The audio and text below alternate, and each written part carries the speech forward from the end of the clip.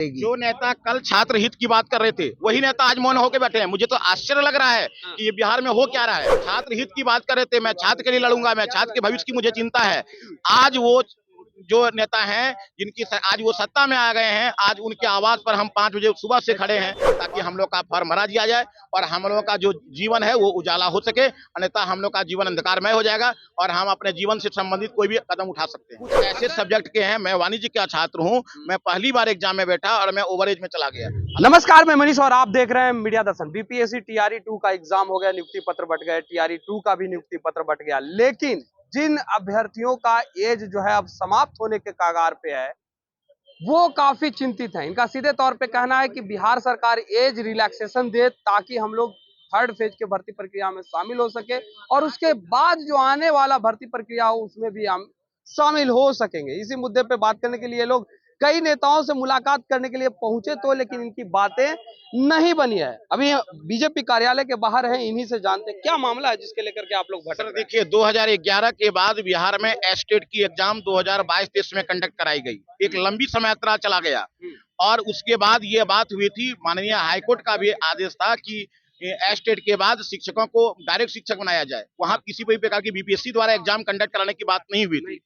उसके बाद एक बीपीएससी ने एग्जाम कंडक्ट कराया और हम लोग पहली बार एग्जाम में बैठे, उसके बाद ओवर एज में चले गए। कुछ ऐसे सब्जेक्ट के हैं, मैं वाणिज्य का छात्र हूं, मैं पहली बार एग्जाम में बैठा और मैं ओवर एज में चला गया। हालांकि सोशल साइंस एवं कुछ ऐसे विद्यार्थी हैं, अभ्यर्थी यहाँ हैं जिन्हों की टीआरई 2 में भी 4 वर्षों या कुछ वर्षों की छूट दी गई थी।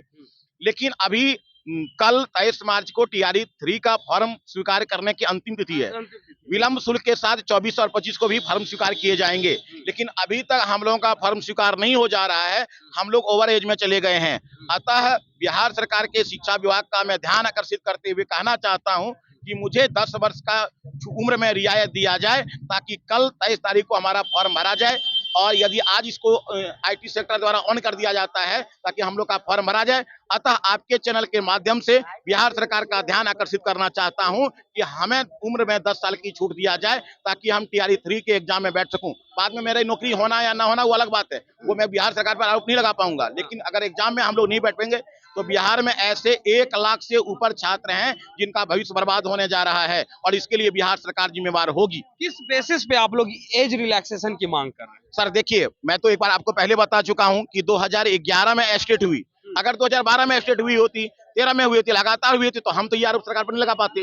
2011 के बाद सीधे 2023 में कॉमर्स का ये हुआ और सभी विषय हुए, 22-23 में किसी के हुए। एक लंबी समय चली गई, बीच में तो 2 साल कोरोना, पूरा देश थम गया सर। वहां तो लोगों को जान बचाने की बात थी, वहां तो पढ़ाई लिखाई की बात ही नहीं थी।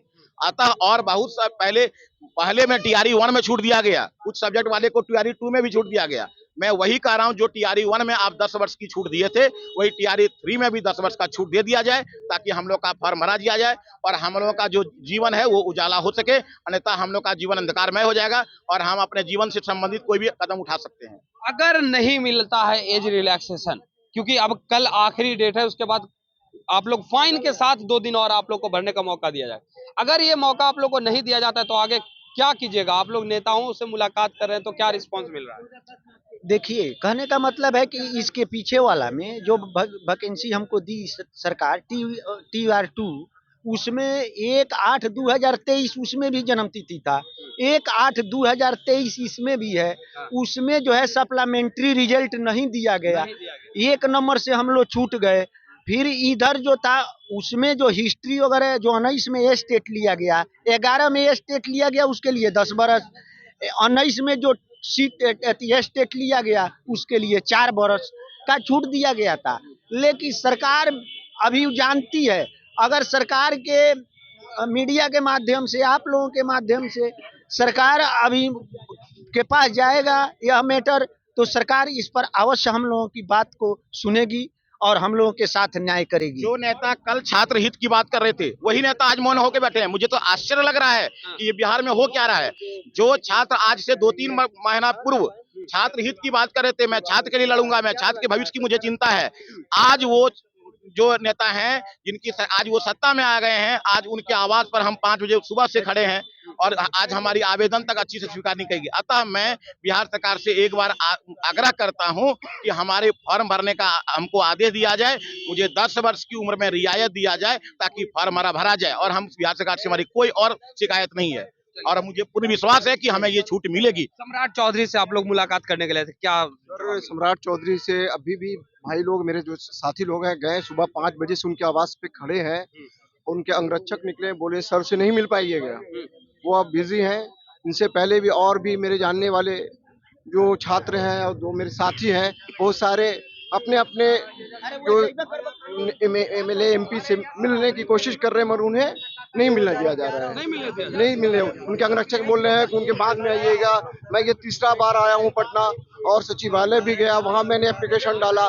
इसके बावजूद आज हम लोग का साथी का था कि आज सम्राट चौधरी से मिल पाएंगे, अपनी बात रख पाएंगे। सम्राट चौधरी आज से 3 महीना बोले थे कि हम छात्र के साथ हैं, और मैं खुद रिसर्च स्कॉलर का छात्र हूँ, और मुझे उम्मीद थी नीतीश कुमार से और जो बीजेपी के बड़े बड़े लीडर थे कि भाई हम लोग के साथ इंसाफी होगी।